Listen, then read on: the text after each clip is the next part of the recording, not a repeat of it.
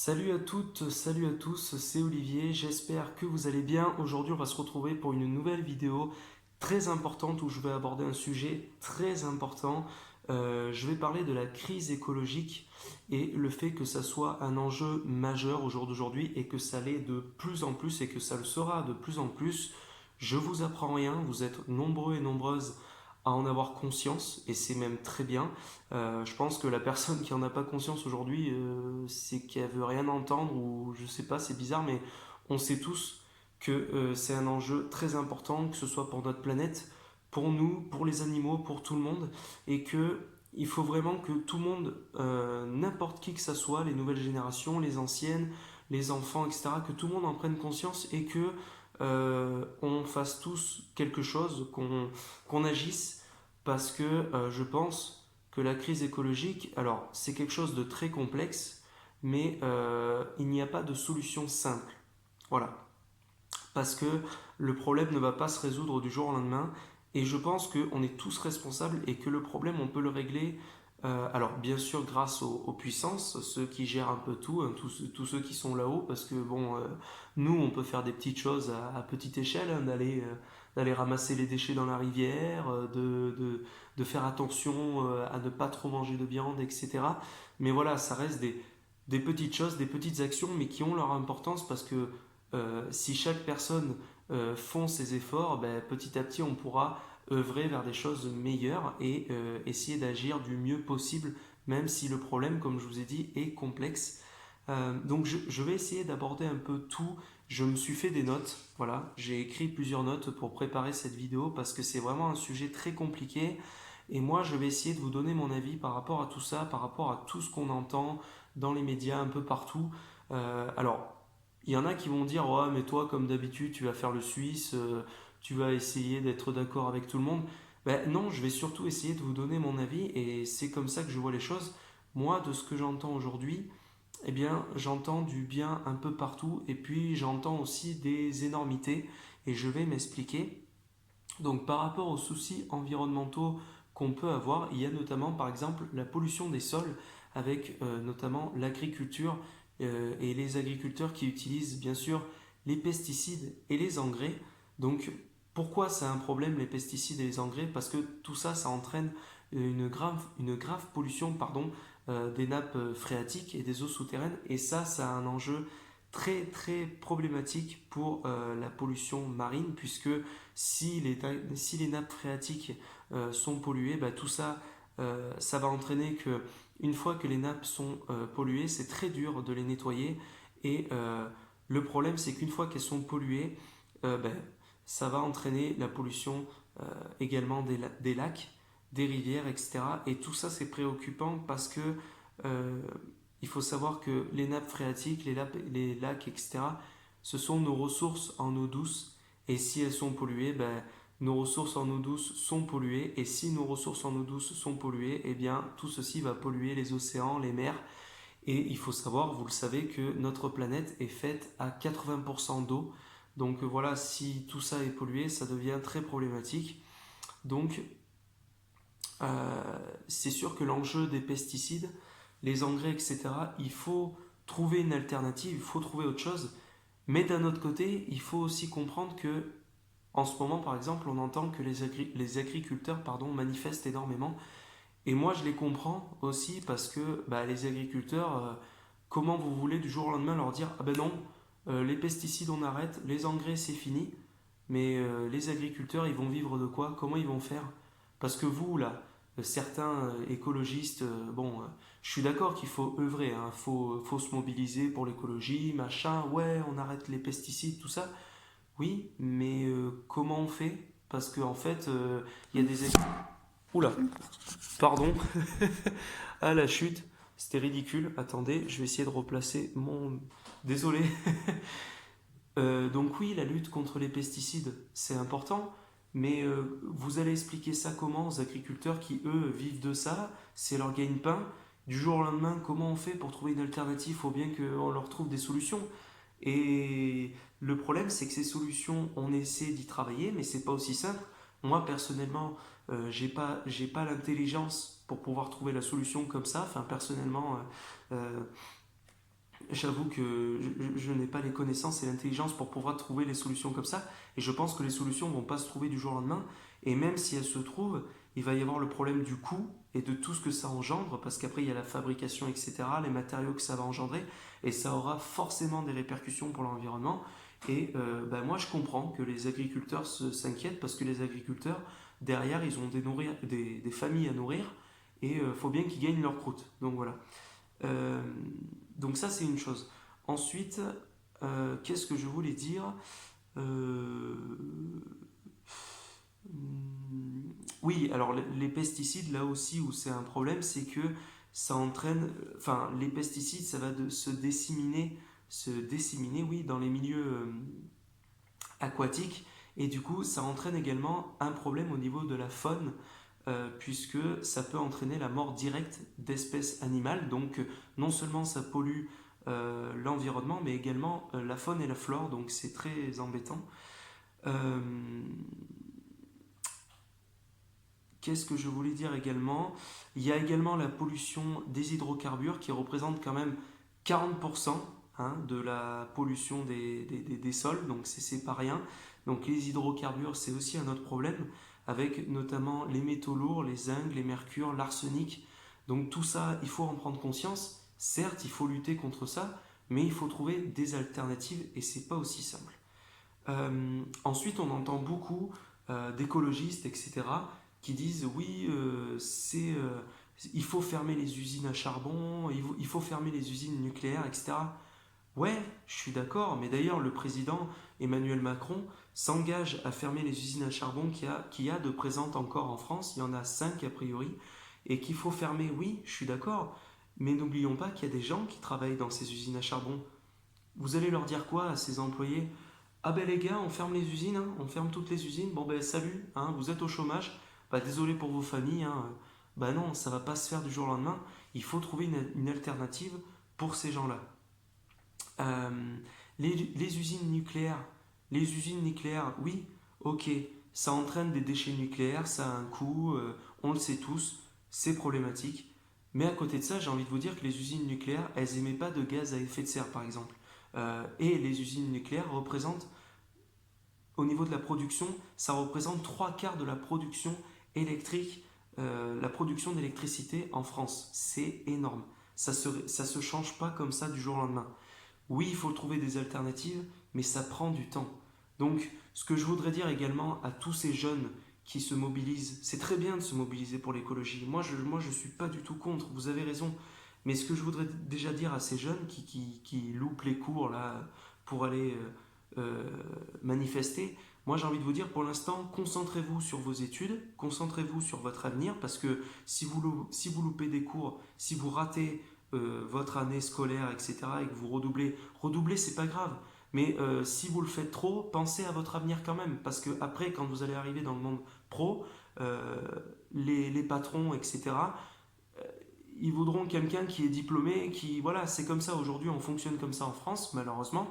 On est trop sur le diplôme d'ailleurs, c'est problématique, parce qu'on se rend compte avec le temps que ce qui fait qu'une personne travaille bien dans le monde professionnel, ce n'est pas les bagages qu'elle a, ce n'est pas forcément les études qu'elle a faites, les diplômes qu'elle a. Oui, ce sont des clés, mais c'est pas ça qui va faire que vous allez bien travailler dans le monde professionnel.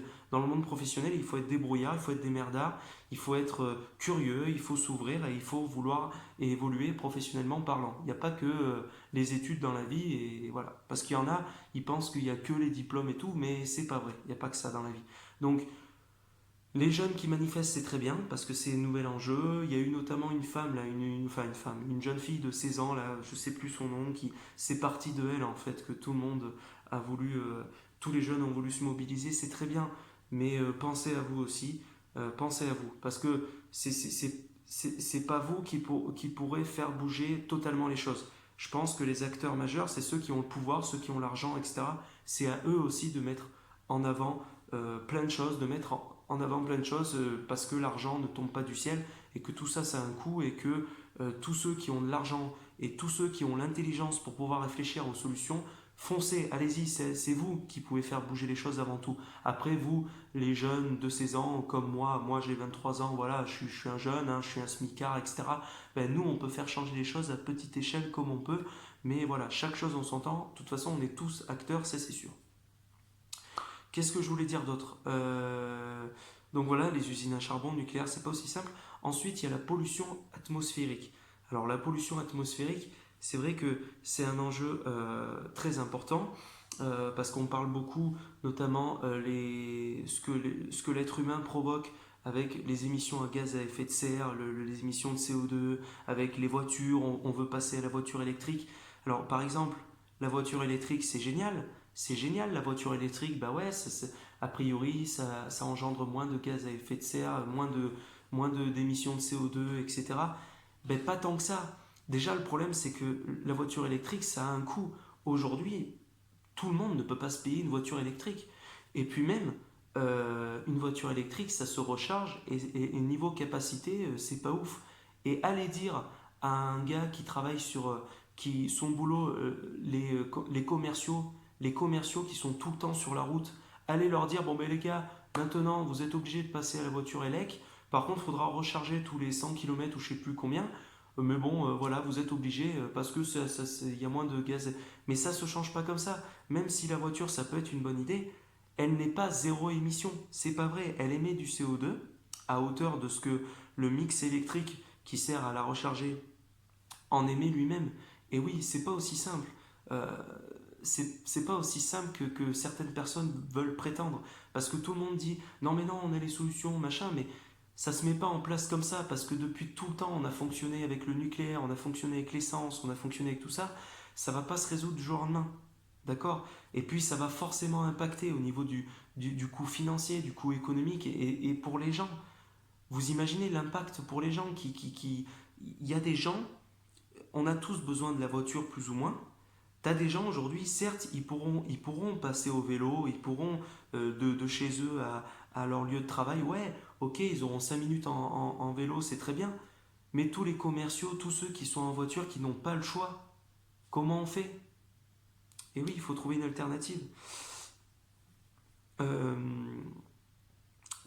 après, il y a aussi le problème par rapport aux soucis environnementaux pour les animaux. Il y en a beaucoup qui prêchent le fait d'être vegan. Alors déjà, moi, par rapport à ça, je vais vous le dire, le fait d'être vegan, chacun est libre de faire ce qu'il veut. Chacun est libre de s'œuvrer vers le vegan ou de manger de la viande. C'est pas ça le vrai fond du problème. Pour moi, le vrai fond du problème, c'est de ne pas faire les choses en excès. Oui, je suis d'accord avec vous que la consommation de masse de la viande, c'est pas bon.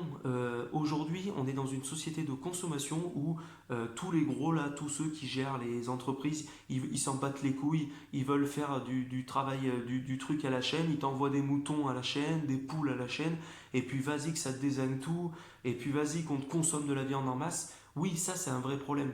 Parce que théoriquement, on n'a pas besoin de consommer autant de viande, et même au contraire, ça peut devenir dangereux de consommer autant de viande. Ce que les gens devraient prendre conscience, c'est de faire attention sur la consommation de la viande. Mais pour autant, de là à arrêter de consommer de la viande et de passer au vegan, moi je suis pas forcément pour, parce que le fait de passer au vegan, ça apportera aussi les effets négatifs. C'est comme pour tout, il y a les effets positifs et négatifs. Faut savoir une chose, c'est que il a été prouvé que la production de riz dans le monde, ça entraîne autant de méthane, voire plus que l'élevage. Donc ça se laisse à réfléchir, parce que pointer du doigt l'élevage, machin, le massacre des animaux, machin, la consommation de viande, ouais, ok, mais c'est pas aussi simple. Après, il y a ceux qui proposent de créer de la viande de synthèse, la viande synthétique. Ouais, mais tout ça, ça a un coût, parce qu'il va bien falloir le fabriquer, ce truc. Et comment on va le faire? Eh ben oui, parce que la fabrication de cette viande synthétique, ça aura forcément un impact environnemental. Donc voilà. Euh, moi, en termes de solution, qu'est-ce que je pourrais dire à ma petite échelle? Parce que je ne me permettrai jamais de dire que j'ai la solution miracle, que c'est moi qui ai les bonnes solutions. C'est un problème très, très complexe. L'écologie, le souci écologique, il est présent, ça c'est sûr. Et il faut que nous, à notre petite échelle, déjà, on fasse des gestes simples. Éteindre la lumière quand on quitte une pièce, ne pas jeter les déchets dehors, n'importe où dans la nature. Il y a des poubelles faites pour ça. Essayez de faire le tri au mieux. D'accord? Le tri du plastique, le tri du carton. Il y a des poubelles prévues pour ça. Le verre, ne pas le mettre avec les déchets. Le verre, il y a des poubelles faites pour le verre, etc. Si déjà on respectait ça, de ne pas jeter les déchets dans la rivière, c'est tout simple, mais déjà ça, bordel de merde. Déjà, si on commençait par ça, d'arrêter de faire couler le robinet à tout va, c'est des gestes simples, mais déjà commencer par ça. Voilà. Euh, Qu'est-ce que je voulais dire d'autre? On est tous acteurs. Euh, la transition ne se fera pas du jour au lendemain. Après, moi, je suis d'accord avec tout le monde, mais voilà, il faut prendre conscience qu'on est tous acteurs et que il faut tous qu'on fasse attention et que les solutions ne tombent pas du ciel comme ça. C'est pas aussi simple parce qu'à chaque solution, il y aura des impacts et il faut analyser les impacts que ça va apporter. Mais voilà, aujourd'hui, je voulais aborder ce sujet. Maintenant, en commentaire, dites-moi un peu, vous, votre point de vue par rapport à tout ça. Euh, j'ai essayé à peu près de dire un peu tout. J'essaie là de me dire si j'oublie rien. Je pense que j'ai oublié des choses, mais globalement, je vous ai apporté un peu tout ce que j'avais à dire. Euh, voilà. C'était Olivier, j'espère que cette vidéo vous aura plu. N'hésitez pas à laisser un like si c'est le cas, à la partager pour qu'il y ait un maximum de personnes qui me donnent leur avis. Euh, Ce qui me fait plaisir, c'est que tout le monde au jour d'aujourd'hui, beaucoup de gens commencent à en avoir conscience. Mais le problème, c'est que j'espère que c'est pas trop tard. Je croise les doigts, j'espère vraiment que c'est pas trop tard. Et il faut croire jusqu'au bout qu'on peut améliorer les choses pour notre planète, pour nos animaux, pour tout le monde. Mais c'est pas aussi simple. Clairement, c'est pas aussi simple. Et voilà. Je vous souhaite à tous une bonne continuation. Ciao tout le monde. Salut. Re tout le monde, alors oui, ça fait un moment que j'ai tourné la vidéo, je l'ai tournée il y a quelques heures, et en fait quand je l'ai revisionnée, je me suis rendu compte que j'ai oublié de parler de quelque chose que je voulais absolument aborder, et dont j'aimerais avoir votre avis, c'est quand j'ai abordé notamment le sujet de la voiture électrique. C'est vrai qu'on s'acharne beaucoup sur les voitures, qu'on voudrait changer parce que ça pollue, machin, par rapport à l'essence, diesel, tout ça, et que du coup on veut passer la voiture électrique. Mais en fait, je me demandais pourquoi la France ne taxe toujours pas le kérosène pour les avions, alors qu'on sait que le kérosène, ça apporte énormément d'apport au niveau pollution des airs. Et du coup, ben, je ne comprends pas pourquoi on ne se tourne pas vers les autres moyens de transport pour essayer de changer aussi les choses par là-bas, parce que je pense que les avions, ça pollue. Enfin, j'en ai pas la certitude, mais je pense quand même qu'un avion, d'une manière générale, globalement, même s'il y a énormément de voitures, c'est sûr, au jour d'aujourd'hui sur notre planète, mais je pense que les avions, si on s'occupait un peu d'eux, il y aurait moyen aussi de faire évoluer un peu les choses par rapport à la pollution des airs. Bon ben voilà, enfin, c'était juste le petit rajout que je voulais faire, ça me tracassait, il fallait vraiment que je le fasse. Comme ça, donnez-moi votre avis en commentaire. Et puis voilà, cette fois-ci je vous laisse. Bonne continuation, salut, c'était Olivier.